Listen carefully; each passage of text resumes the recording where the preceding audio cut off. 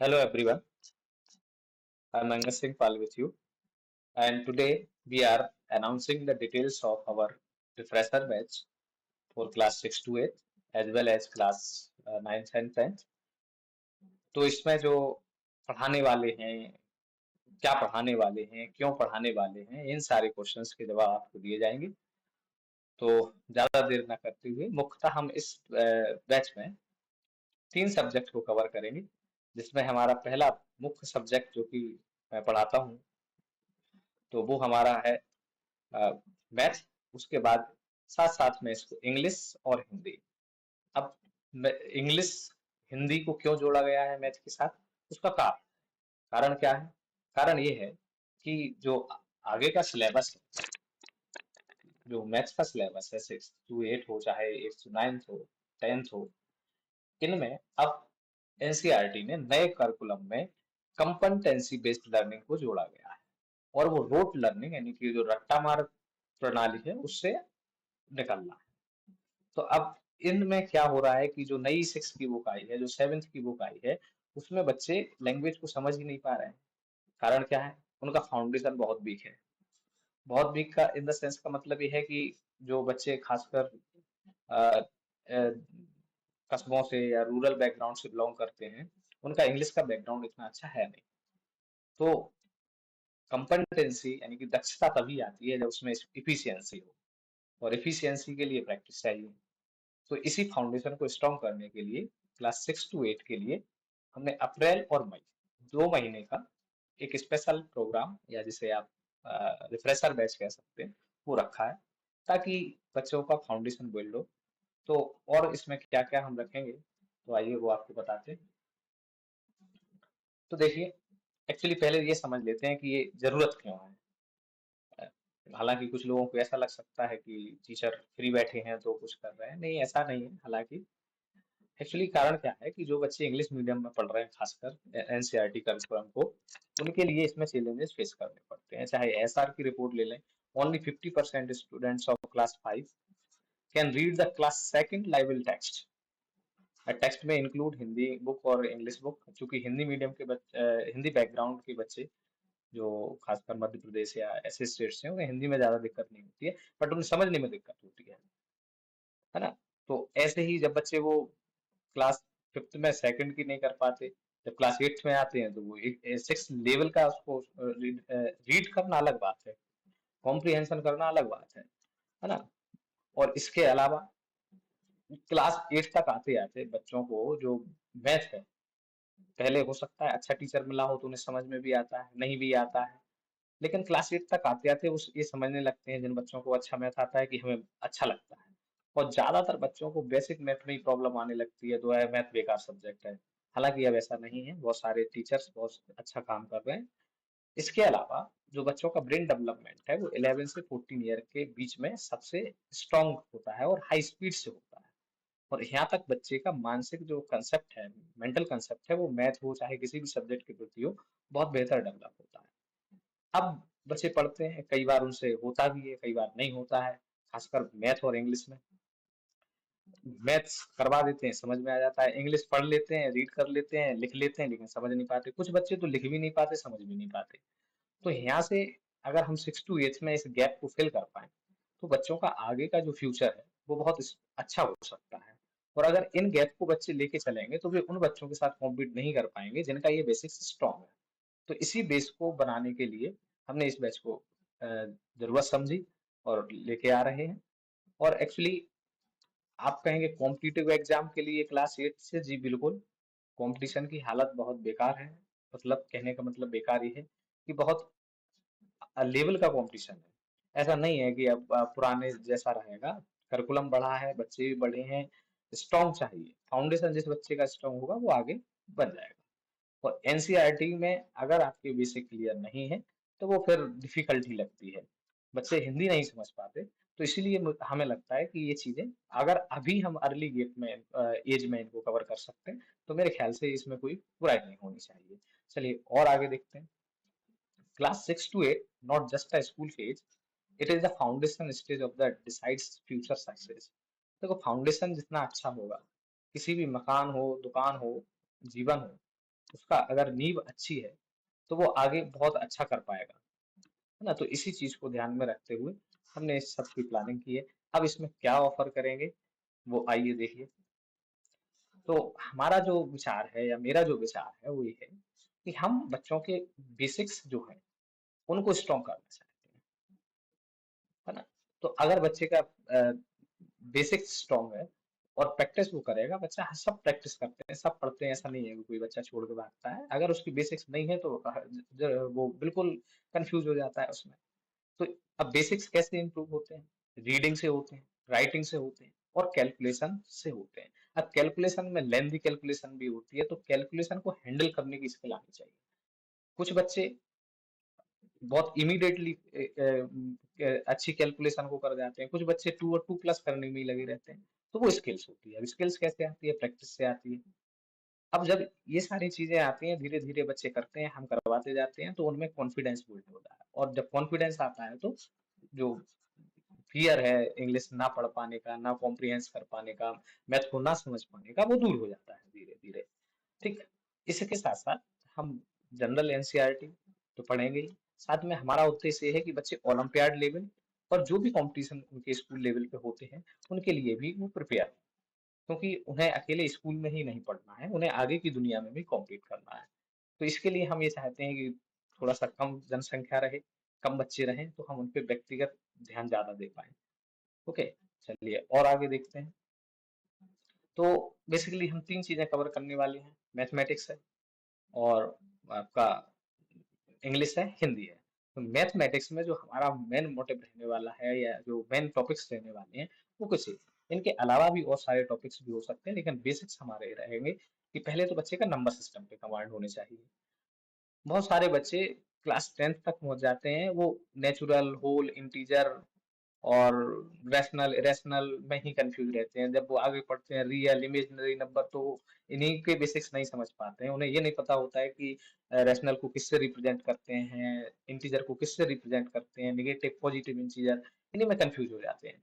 तो हमारा number system को बेसिक करना है। नंबर सिस्टम के ही कुछ और पोर्शन है, फैक्टर्स हैं, मल्टीपल्स हैं, एलसीएम है, डिविजिबिलिटी रूल्स है, प्राइम नंबर्स हैं, सिंप्लीफिकेशन है, बॉड मास है, ये सारे टॉपिक्स इसमें आते हैं। अच्छा, क्लास 6 की जो बुक है या क्लास 7th की जो बुक है, इनमें ये सारी चीजें हैं, पहले भी थे। अब उसमें दिक्कत क्या है, उसमें लैंग्वेज ऐसी है कि बच्चों को बहुत कॉम्प्लिकेटेड लगती है, सवालों को बड़ा बनाया गया है ताकि बच्चों को थोड़ा स्ट्रेस पड़े उस पे, वो एकदम रटने के ना रहे कि हाँ मुझे तो आता है, जब वो क्वेश्चन को समझें फिर प्रोसीड करें। एलजब फ्रैक्शंस हैं, डेसिमल्स हैं, परसेंटेज हैं, एलजेब्रा में बहुत सारा पोर्शन है, बहुत सारा पोर्शन है। Most of the school mathematics are built by algebra. ज्यादातर पोर्शन आपका एलजेब्रा का है। फिर जियोमेट्री है, मेंसुरेशन वगैरह है, मेंटल मैथ्स है, स्पीड मैथ्स है। तो ये चीजें हम बेसिकली 2 ढाई महीने में कवर करने की कोशिश करेंगे और इनके माध्यम से हम बच्चों को प्रैक्टिस ज्यादा करवाना चाहते हैं ताकि उनका भय दूर हो। ऐसे ही इंग्लिश की बात करें, अब इंग्लिश को इसलिए जोड़ना पड़ा क्योंकि बच्चों के बहुत सारे जो बेसिक्स हैं वो बहुत ज्यादा वीक हैं, चाहे वो ग्रामर के हों, चाहे वो आपकी रीडिंग की हों, राइटिंग के हों, है ना? तो हमारा मतलब भी है कि ग्रामर भी उन बच्चों की अच्छी हो जाए जो स्कूल लेवल की उनकी है, फ्लुएंट हो जाए रीडिंग में। ओके, और स्पीकिंग भी करेंगे। अच्छा, रीडिंग ही नहीं आती जिसको, वो स्पीकिंग नहीं कर सकता है, सिंपल सा लॉजिक है। स्पीकिंग के लिए रीडिंग आना जरूरी है ना? और गुड वोकेबलरी बेहद इंपॉर्टेंट, बेहद इंपॉर्टेंट। आप माने या ना माने, जो भी बच्चों की अभी बुक्स आ रही हैं या जो आगे आने वाला टाइम है, वो कॉम्प्रिहेंशन का ज्यादा है, कंपेटेंसी का ज्यादा है, समझ का ज्यादा है, रट्टा मारने की बजाय। बच्चों को आता है लेकिन वो सवाल समझ नहीं पाते कि करना क्या है। तो वोकेबलरी जब तक नहीं आती, मुझे किसी शब्द का मीनिंग ही पता नहीं, मैंने एक सेंटेंस पढ़ा, उसमें 10 सेंटेंस आते ही नहीं, तो मैं उसको क्या समझ सकूंगा? तो सेम केस बच्चों के साथ हो जाता है, वो रीड कर लेते हैं लेकिन वो ये नहीं समझ पाते इसमें पूछा क्या है और करना क्या है। तो उसके लिए वोकेबलरी बहुत, वोकेबलरी जो यानी कि वर्ड पावर है, सिनोनिम्स है, एंटोनिम्स है और हिंदी मीनिंग है, ट्रांसलेशन है, तो वो जब तक नहीं आएगा तब तक हमें नहीं लगता कि वो कॉन्फिडेंस बिल्ड कर पाएंगे। इसके लिए reading comprehension skills, writing skills है, वो एग्जाम के लिए भी लिखें। और चूंकि ग्रामर अच्छी होगी, उनका वोकैब अच्छा होगा, तो वो आगे कंपटीशन में भी बेहतर कर पाएंगे। बेसिक स्किल्स जो हैं वो रीडिंग है, राइटिंग है, स्पीकिंग है और वोकेबलरी है। हमारा मोटिव इन तीन चार चीजों पे ही काम करता है। Okay, right now next moving on the Hindi content. अब इंग्लिश मीडियम के जो छात्र हैं ज्यादातर, अब सब बच्चे इंग्लिश में ही शिफ्ट हो गए, हिंदी मीडियम के हो भी सकते हैं।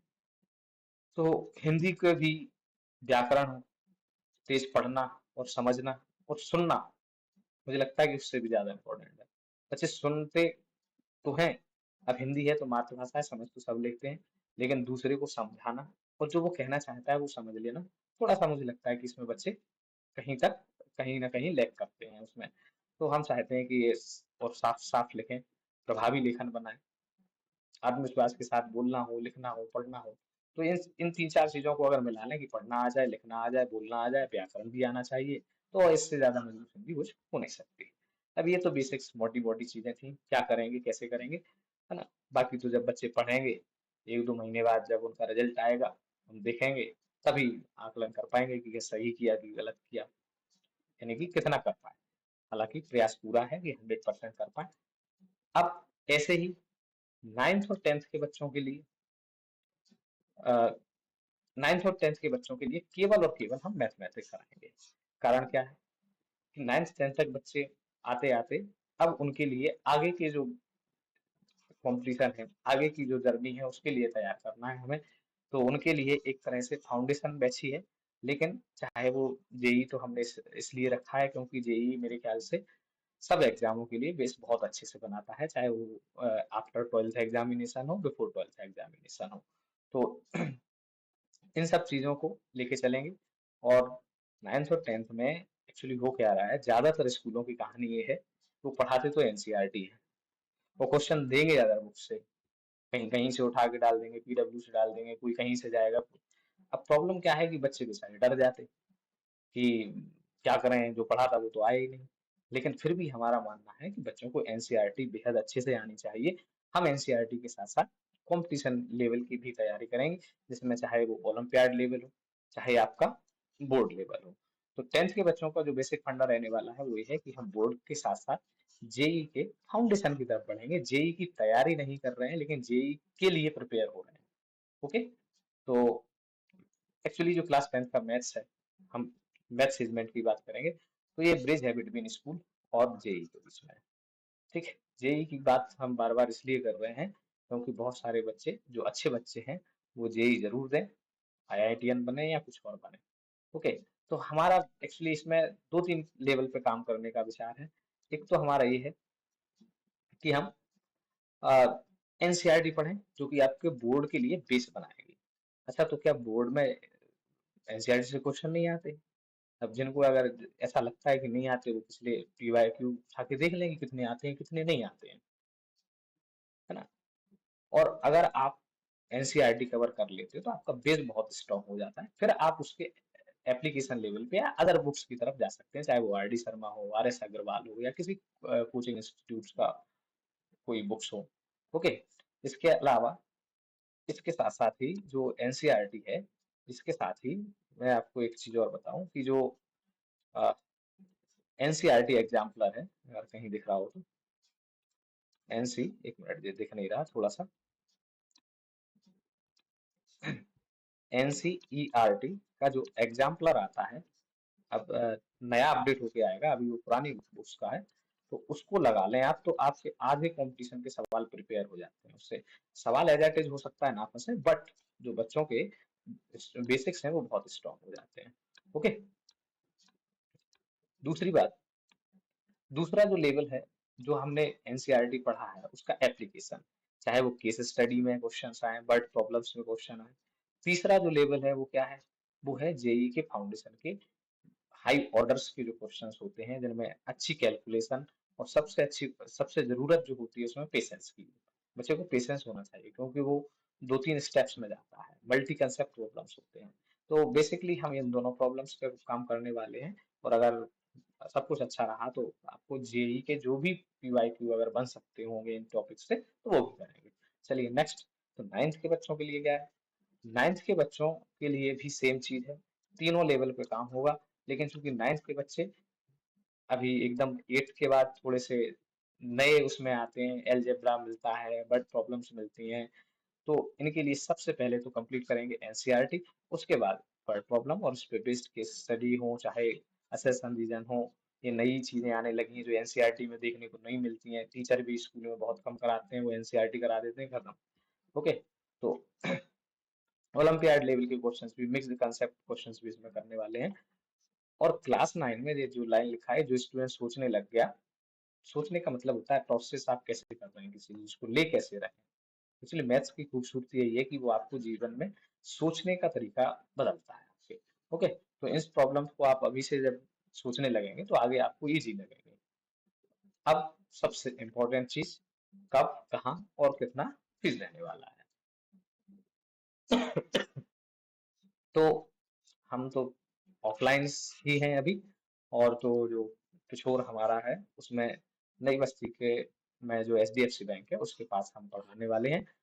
और कब से, तो ये मोस्ट प्रोबेबली अप्रैल, और अप्रैल में भी कब, 6 अप्रैल या 7 अप्रैल से हम करेंगे। इसकी डेट आपको आगे बता दी जाएगी। वैसे तो मोस्ट प्रोबेबली 6 या 7 अप्रैल से कंफर्म है। होने क्या वाला है, क्लास का जो ड्यूरेशन है वो क्लास 6 और 8 के लिए कंबाइंड रहेगा, क्लास 6 से 8 तक के लिए। और ये 1.5 आवर की क्लास रहेगी डेली आपकी। ओके, तो और 9th और 10th के लिए ये दोनों के लिए अलग अलग होगा, 1 आवर का सेशन ओनली मैथमेटिक्स के लिए। फीस की बात करें तो क्लास 6 to 8 के लिए पूरा अप्रैल मई दोनों महीने का कंबाइंड फीस रहेगा 1500। और 9th और 10th की बात करें तो ओनली 800 पर मंथ। तो उनके लिए रेगुलर बैचेस हैं एक्चुअली, जो हमारे अप्रैल से ही शुरू हो जाएगा। ओके, तो और थोड़ा सा हम कौन है अपने बारे में बता देते हैं। तो हमारा नाम मंगत सिंह पाल है, सबको पता है। और क्वालिफिकेशन की बात करें तो एमएससी, बीएससी, बीएड, सीटेट, और अभी पढ़ा भी रहे हैं काफी सालों से। तो ये थी सारी डिटेलिंग, उम्मीद है आपको पसंद आएगी। और अपने जो भी आप लोग ज्वाइन करना चाहते हैं वो बिल्कुल ज्वाइन करें। चलिए, धन्यवाद।